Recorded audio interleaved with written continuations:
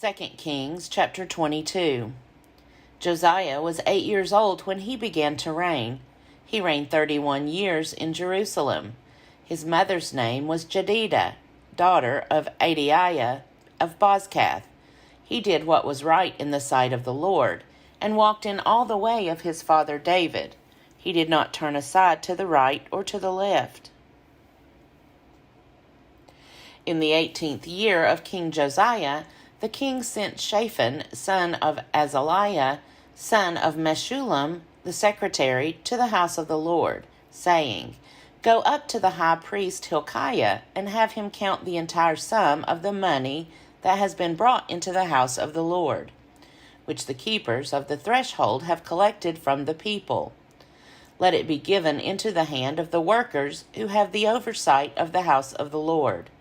Let them give it to the workers who are at the house of the Lord, repairing the house, that is, to the carpenters, to the builders, to the masons, and let them use it to buy timber and quarried stone to repair the house.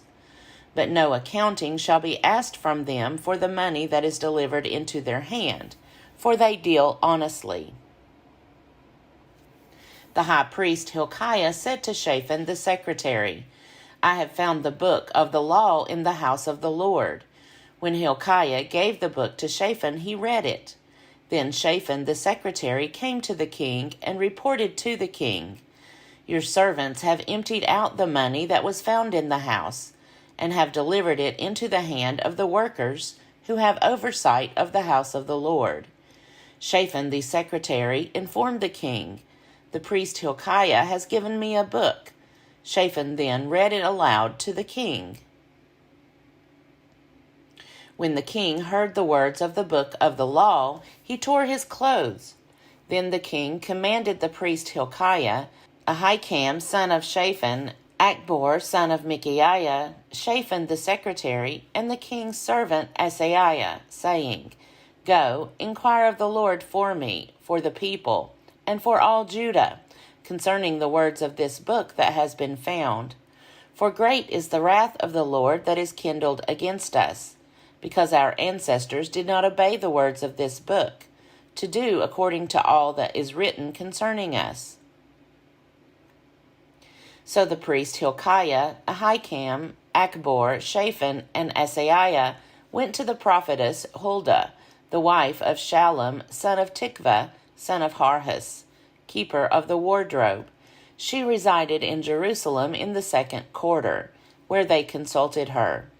She declared to them, "Thus says the Lord, the God of Israel, tell the man who sent you to me, thus says the Lord, I will indeed bring disaster on this place and on its inhabitants, all the words of the book that the king of Judah has read, because they have abandoned me and have made offerings to other gods, so that they have provoked me to anger with all the work of their hands.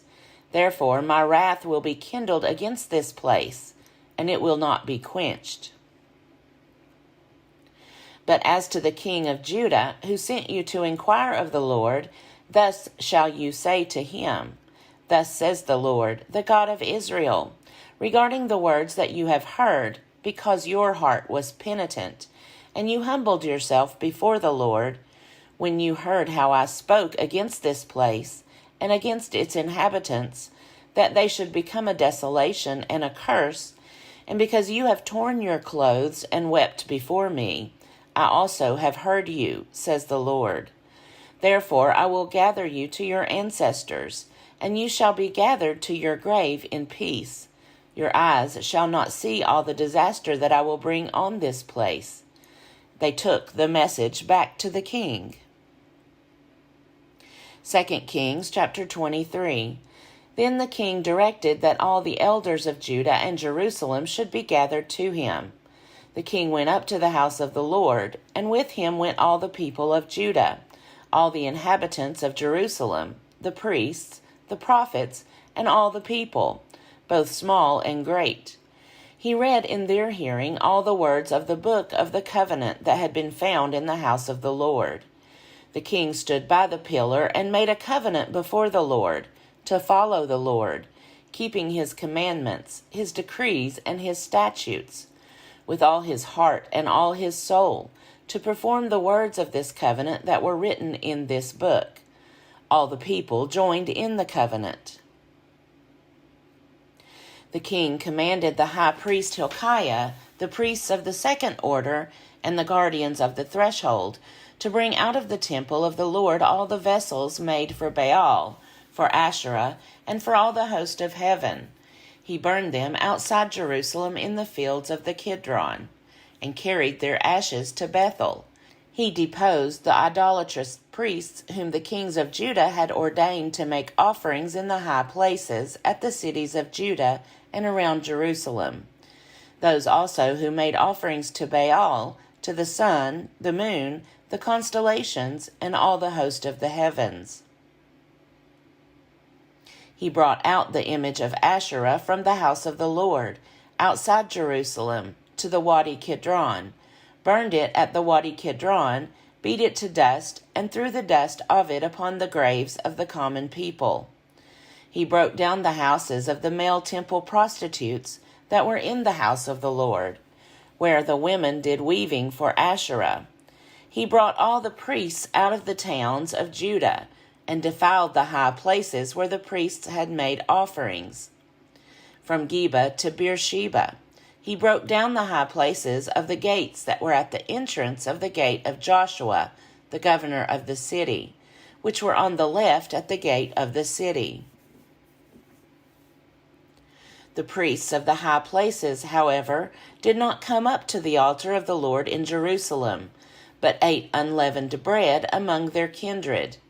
He defiled Topheth, which is in the valley of Ben Hinnom, so that no one would make a son or a daughter pass through fire as an offering to Molech. He removed the horses that the kings of Judah had dedicated to the sun, at the entrance to the house of the Lord, by the chamber of the eunuch Nathan-Melech, which was in the precincts. Then he burned the chariots of the sun with fire.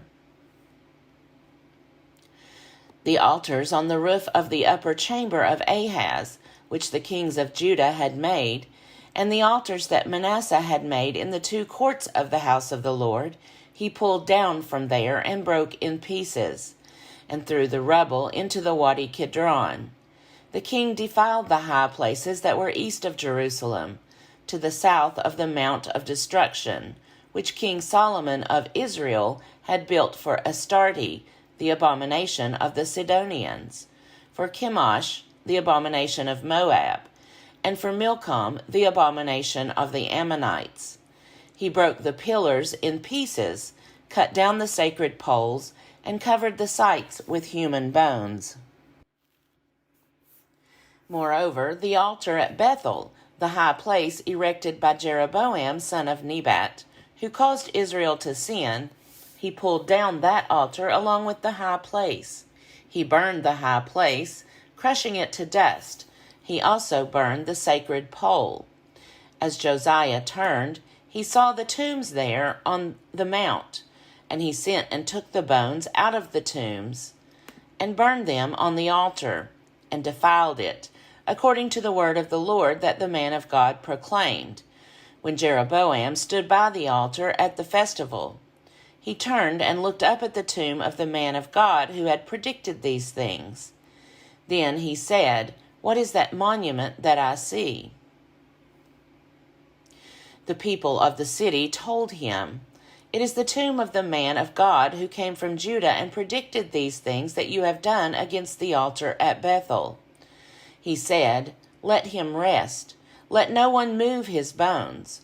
So they let his bones alone, with the bones of the prophet who came out of Samaria. Moreover, Josiah removed all the shrines of the high places that were in the towns of Samaria, which kings of Israel had made, provoking the Lord to anger. He did to them just as he had done at Bethel. He slaughtered on the altars all the priests of the high places who were there, and burned human bones on them. Then he returned to Jerusalem.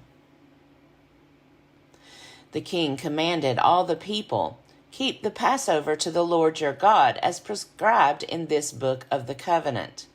No such Passover had been kept since the days of the judges who judged Israel. even during all the days of the kings of Israel and of the kings of Judah. But in the 18th year of King Josiah, this Passover was kept to the Lord in Jerusalem.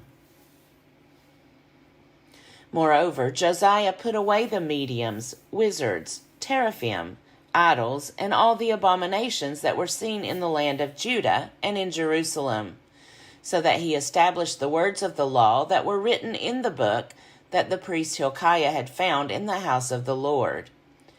Before him there was no king like him, who turned to the Lord with all his heart, with all his soul, and with all his might, according to all the law of Moses. Nor did any like him arise after him. Still the Lord did not turn from the fierceness of his great wrath, by which his anger was kindled against Judah, because of all the provocations with which Manasseh had provoked him. The Lord said, I will remove Judah also out of my sight, as I have removed Israel, and I will reject this city that I have chosen, Jerusalem, and the house of which I said, my name shall be there. Now the rest of the acts of Josiah and all that he did, are they not written in the book of the annals of the kings of Judah? In his days Pharaoh Necho, king of Egypt, went up to the king of Assyria to the river Euphrates. King Josiah went to meet him, but when Pharaoh Necho met him at Megiddo, he killed him. His servants carried him dead in a chariot from Megiddo, brought him to Jerusalem, and buried him in his own tomb. The people of the land took Jehoahaz, son of Josiah, anointed him, and made him king in place of his father. Jehoahaz was 23 years old when he began to reign. He reigned 3 months in Jerusalem. His mother's name was Hamutal, daughter of Jeremiah of Libnah. He did what was evil in the sight of the Lord, just as his ancestors had done. Pharaoh Necho confined him at Riblah in the land of Hamath, so that he might not reign in Jerusalem, and imposed tribute on the land of 100 talents of silver and a talent of gold. Pharaoh Necho made Eliakim, son of Josiah, king in place of his father Josiah, and changed his name to Jehoiakim. But he took Jehoahaz away. He came to Egypt and died there. Jehoiakim gave the silver and the gold to Pharaoh, but he taxed the land in order to meet Pharaoh's demand for money. He exacted the silver and the gold from the people of the land, from all according to their assessment, to give it to Pharaoh Necho. Jehoiakim was 25 years old when he began to reign. He reigned 11 years in Jerusalem. His mother's name was Zebidah, daughter of Pedaiah of Rumah. He did what was evil in the sight of the Lord, just as his ancestors had done.